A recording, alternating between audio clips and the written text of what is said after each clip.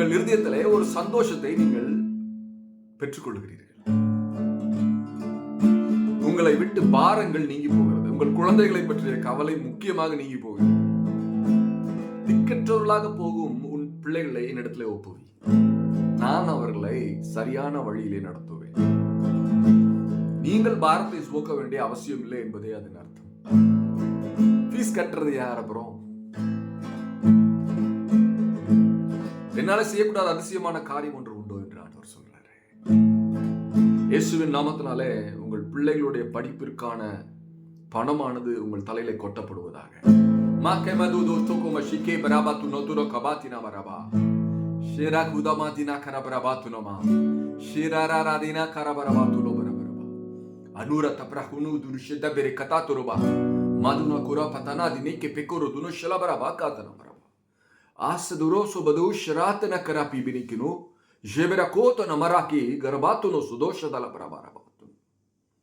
நான் வனாந்தரத்திலே என்னுடைய மக்களுக்கு காடைகளை அனுப்பி அவைகளை சாப்பிட வைத்தேன்.